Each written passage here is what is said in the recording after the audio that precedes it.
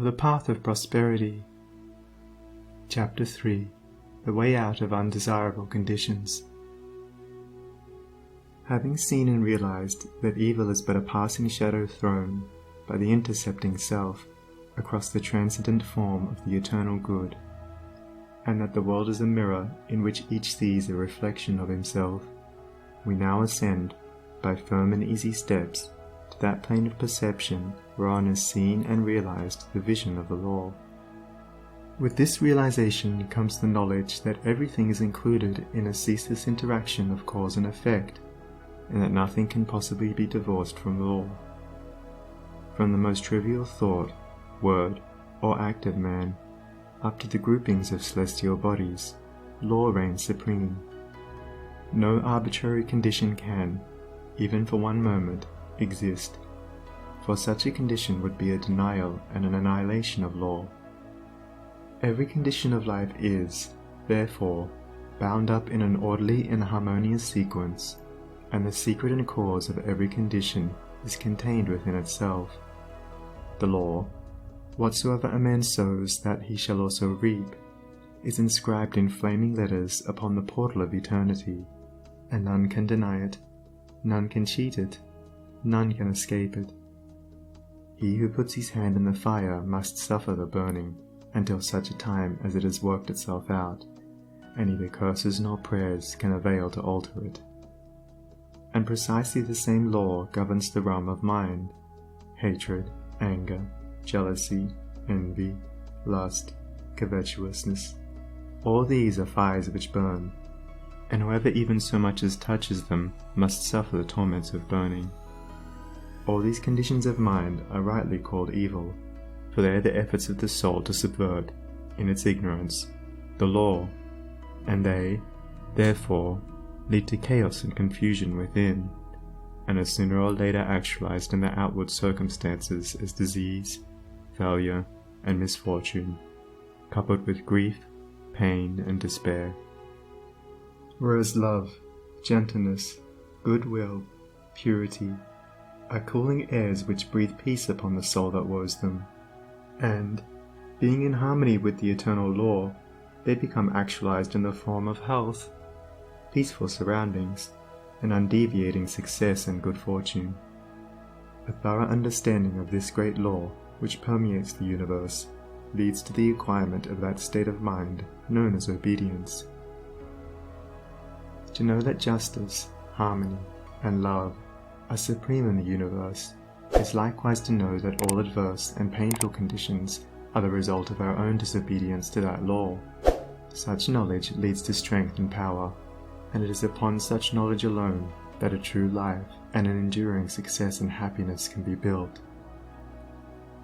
To be patient under all circumstances, and to accept all conditions as necessary factors in your training, is to rise superior to all painful conditions, and to overcome them with an overcoming which is sure, and which leaves no fear of their return, for by the power of obedience to law they are utterly slain. Such an obedient one is working in harmony with the law, has in fact identified himself with the law, and whatsoever he conquers forever. Whatsoever he builds can never be destroyed. The cause of all power, as of all weakness, is within. The secret of all happiness, as of all misery, is likewise within. There is no progress apart from unfoldment within, and no sure foothold of prosperity or peace except by orderly advancement in knowledge. You say you are chained by circumstances. You cry out for better opportunities, for a wider scope, for improved physical conditions, and perhaps you inwardly curse the fate that binds you hand and foot. It is for you that I write, it is for you that I speak. Listen and let my words burn themselves into your heart, for that which I say to you is truth. You may bring about that improved condition in your outward life which you desire, if you unswervingly resolve to improve your inner life. I know this pathway looks barren at its commencement. Truth always does. It is only error and delusion which are at first inviting and fascinating. But if you undertake to walk it, if you perseveringly discipline your mind, eradicating your weaknesses and allowing your soul forces and spiritual powers to unfold themselves, you will be astonished at the magical changes which will be brought about in your outward life. As you proceed, golden opportunities will be strewn across your path, and the power and judgment to properly utilize them will spring up within you. Genial friends will come unbidden to you. Sympathetic souls will be drawn to you as the needle is to the magnet, and books and all outward aids that you require will come to you unsought. Perhaps the chains of poverty hang heavily upon you, and you are friendless and alone, and you long with an intense longing that your load may be lightened, but the load continues, and you seem to be enveloped in an ever-increasing darkness. Perhaps you complain, you bewail your lot, you blame your birth, your parents, your employer, or the unjust powers who have bestowed upon you so undeservedly poverty and hardship, and upon another affluence and ease. Cease your complaining and fretting. None of these things which you blame are the cause of your poverty. The cause is within yourself, and where the cause is, there is the remedy.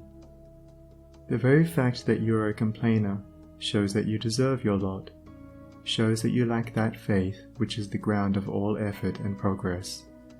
There is no room for a complainer in a universe of law, and worry is soul suicide. By your very attitude of mind, you are strengthening the chains which bind you, and are drawing about you the darkness by which you are enveloped. Alter your outlook upon life, and your outward life will alter.